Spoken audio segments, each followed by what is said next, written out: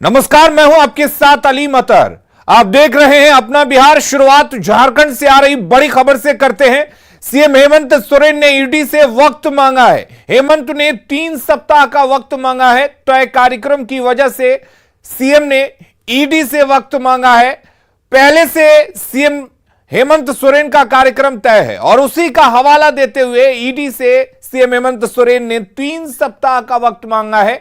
दरअसल आज ईडी के सामने पेश होना था हेमंत सोरेन को और हेमंत सोरेन की ओर से पत्र लिखकर वक्त मांगा गया है। खनन मामले में ईडी ने समन जारी किया था और उसको लेकर आज सीएम हेमंत सोरेन को ईडी के सामने पेश होना था, लेकिन 3 सप्ताह का वक्त सीएम हेमंत सोरेन से मांगा गया है और तर्क यह दिया गया है कि चूंकि सीएम के नाते उनका कार्यक्रम पहले से तय है, आज सीएम हेमंत सोरेन छत्तीसगढ़ भी जाने वाले हैं, तो उन्हीं तमाम चीजों का हवाला देते हुए सीएम ने ईडी से वक्त मांगा है पेशी के लिए। और शंकर आनंद हमारे साथ जुड़े हुए हैं। शंकर, लगातार इस पर नजर बनी हुई थी कि क्या हेमंत सोरेन ईडी के सामने पेश होंगे, लेकिन हेमंत सोरेन ने वक्त मांगा है। क्या कुछ जानकारी है, क्या कुछ कहा गया है हेमंत सोरेन की तरफ से? देखिए, इस वक्त की बड़ी खबर कही जा सकती है। जिस तरह से मुख्यमंत्री हेमंत सोरेन को आज केंद्रीय जांच एजेंसी ईडी के द्वारा आज पूछताछ के लिए बुलाया गया था, लेकिन दिन भर आज इंतजार करने के बाद आज मुख्यमंत्री जब नहीं पहुंचे और इस मामले में ठीक अभी से 15 मिनट पहले मुख्यमंत्री हेमंत सोरेन के द्वारा एक खत भेजा गया है ईडी को, और ईडी को भेज करके इस मामले में एक रिक्वेस्ट किया गया है कि उन्हें पूछताछ में की प्रक्रिया में हिस्सा लेने के लिए कम से कम 3 सप्ताह का वक्त दिया जाए, क्योंकि उनका जो एक मुख्यमंत्री होने के नाते कई ऐसे कार्यक्रम जो पहले से पूर्व नियोजित थे, पहले से वो तय थे, और लिहाजा ये तमाम जो पब्लिक इंटरेस्ट को देखते हुए और तमाम लोगों से मिलना और उसके बाद और भी अन्य जन कल्याण से जुड़े मसले भी जुड़े हुए हैं, लिहाजा इन तमाम मामलों की गंभीरता को देखते हुए कम से कम 3 सप्ताह का उन्हें वक्त दिया जाए और बकायदा 3 सप्ताह के बाद फिर वो जो अगली तारीख जो दी जाएगी उसके बाद पूछताछ की प्रक्रिया में वो हिस्सा लेंगे। लेकिन अब देखना लाजमी है क्या ईडी के द्वारा वो 3 सप्ताह का वक्त दिया जाएगा या कोई नई तारीख दी जाएगी और उस तारीख पर फिर मुख्यमंत्री हेमंत सोरेन को पूछताछ के लिए बुलाया जाएगा। ये सबसे बड़ा एक सवाल है। और देखा जाए जिस तरह से इलीगल माइनिंग से जुड़ा जो मामला है, अवैध खनन से जुड़ा जो मामला है, इस मामले में जब पंकज मिश्रा की गिरफ्तारी हुई थी और गिरफ्तारी के दौरान उसके घर पे जब सर्च ऑपरेशन को अंजाम दिया गया था, तो उसी दौरान वहां से जो बैंकिंग ट्रांजेक्शन के जो दस्तावेज, शंकर, क्या लगता है मामले की गंभीरता को देखते हुए, क्या लगता है क्या हेमंत सोरेन को 3 सप्ताह बाद की तारीख दी जा सकती है या फिर दूसरी तारीख इसी दरमियान दी जा सकती है? देखिए, 3 सप्ताह का वक्त जरूर मांगा गया है। इतना वक्त तो नहीं दिया जा सकता है जैसा कि हमारे सूत्र बताते हैं, लेकिन हाँ, जरूर कुछ समय का वक्त जरूर दिया जा सकता है, क्योंकि मुख्यमंत्री का जो काम होता है वो आम लोगों से जुड़ा हुआ होता है और इसके साथ साथ राज्य के विकास कार्यों से जुड़ा हुआ होता है। तो हो सकता है कि इस मामले पर थोड़ा सा वक्त उन्हें दिया जाए, लेकिन जो 3 सप्ताह का वक्त है वो ऐसा नहीं है कि जो तारीख मांगा जाता है वो उतना वक्त दिया जाता है। लेकिन जरूर इतना बात तय है कि मुख्यमंत्री होने के नाते उन तमाम मसलों को जांच एजेंसी भी ध्यान में रखती है और जो एक वक्त जो है जरूर दिया जाता है। और कहा जा सकता है कि आज देर शाम तक इस मामले पर अगली तारीख भी तय कर दी जाएगी और तय तारीख करने के बाद उस मामले की जानकारी औपचारिक तौर पर मुख्यमंत्री हेमंत सोरेन को भी जानकारी दे दिया जाएगा कि अगली तारीख क्या है, और देखना लाजमी होगा कि वो तारीख क्या होती है। क्या 3 सप्ताह के अंदर ही बुलाया जाएगा? शंकर, ये तो तय है कि आज सीएम हेमंत सोरेन ईडी के सामने पेश नहीं हो रहे। इस तरह के मामलों में कितनी बार समन भेजा जाता है आमतौर पर? इतना तो वाकई में आपने सही कहा कि आज इतना तय है कि आज पूछताछ की प्रक्रिया में शामिल नहीं होंगे और ये इतना स्पष्ट हो चुका है। और दूसरी तरीके अगर देखा जाए तो सम्मन का कोई ऐसा फिक्स वक्त मुकर्रर नहीं होता है। वो सम्मन, एक सम्मन या 2 सम्मन के बाद ही सारी चीजें तय होती है। कई बार ऐसा देखने को भी मिला है। अगर मुख्यमंत्री, तत्कालीन मुख्यमंत्री की अगर बात करें जो बिहार की रही हैं राबड़ी देवी, उनको 6 बार सम्मन भेजा गया था और 7वें सम्मन में फिर वो पूछताछ की प्रक्रिया हुई थी। तो ऐसा भी देखने को मिला था, लेकिन उनका केस थोड़ा सा अलग था क्योंकि वो सीनियर सिटीजन रही थी और वो आने में विवश थी और उनकी तबीयत बहुत ज्यादा अच्छी नहीं थी। तो उसके बाद एक वो मसला देखने को मिला था। तो यहाँ पर कई बार ऐसे भी देखने को मिलता है कि 2 से तीसरा सम्मन नहीं मिलने पर गिरफ्तारी की भी संभावनाएं बढ़ जाती हैं। और सामान्य तौर पर देखा जाता है कि 2 सम्मन के बाद अगर आप नहीं आते हैं, पूछताछ की प्रक्रिया में हिस्सा नहीं लेते हैं, तो तीसरे सम्मन को भेजने के बाद ही कई आरोपियों को अब तक गिरफ्तार किया जा चुका है। जो ईडी का एक ट्रैक रिकॉर्ड, जो एक इतिहास की अगर बात करें तो कई बार ऐसा देखने को मिलता है।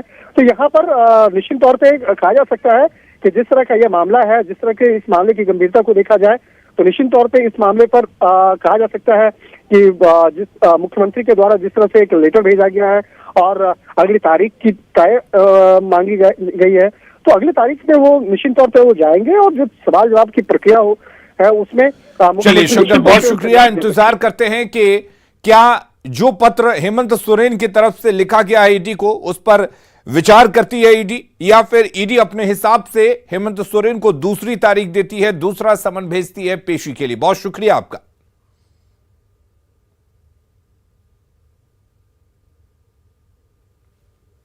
तो आपको बता दें कि सीएम हेमंत सोरेन ने ईडी को पत्र लिखा है और कहा है कि 3 सप्ताह का उनको वक्त दिया जाए, क्योंकि मुख्यमंत्री के तौर पर उनके कार्यक्रम 3 सप्ताह के लिए तय हैं और वो अलग अलग जगहों पर जा रहे हैं, व्यस्तता है, और उसी को देखते हुए हेमंत सोरेन की तरफ से 3 सप्ताह का वक्त मांगा गया है। आपको बता दें कि आज ईडी के सामने पूछताछ के लिए सीएम हेमंत सोरेन को पेश होना था, लेकिन यह तय है कि हेमंत सोरेन आज ईडी के सामने पेश नहीं हो रहे हैं और हेमंत सोरेन का आज छत्तीसगढ़ दौरा भी है और वहां पर हेमंत सोरेन जा रहे हैं, तो आज पेश नहीं हो रहे हैं। लेकिन सवाल यह है कि क्या ईडी हेमंत सोरेन के हिसाब से और बहुत सारी चीजें कही है। उन्होंने यहां तक कह दिया है कि ये समन देने से अच्छा है, पूछताछ की क्या जरूरत है, अगर आपको हिम्मत है तो आकर गिरफ्तार कीजिए। तो ये स्पष्ट तौर पर है कि ये चीजें कहां जा रही हैं, किस तरफ जा रही हैं, और आने वाले समय में जिस ईडी को लेकर जो बातें हो रही हैं वो कहां और कैसे राजनीतिक रूप से भी अगर हम बात करें, ये लड़ाई किस ओर दिशा लेने वाली है, ये साफ तौर पर है। हेमंत सोरेन ने ये कहा है कि गांव-गांव जाकर लोगों को ये बताने का प्रयास करें, संदेश देने का ये काम करें कि किस तरह से राज्य की मौजूदा सरकार को बदनाम किया जा रहा है।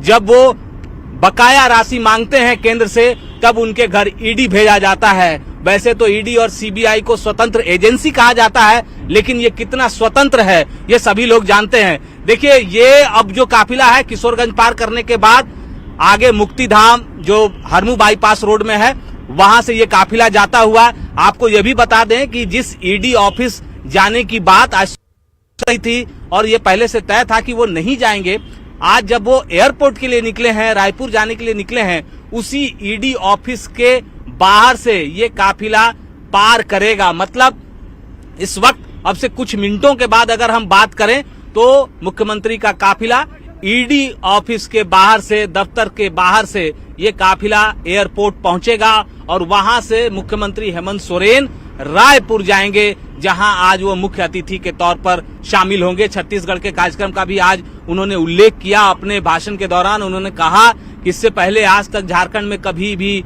आदिवासियों को लेकर कोई महोत्सव नहीं हुआ था।